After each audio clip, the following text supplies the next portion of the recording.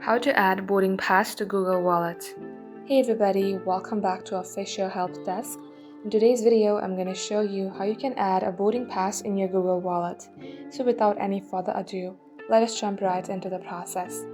First of all, open up your Google Wallet app from your device. Now as you do so, make sure that you are logged into your Google Wallet. Tap on Add to Wallet on your bottom right. In here, you will see 4 options. But in order to add a boarding pass to your Google Wallet, tap on Learn how to add to wallet on your bottom of the page.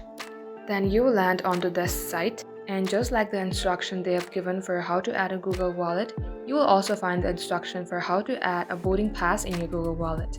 Once you are directed to this site, just scroll below and you will find the instructions at this page.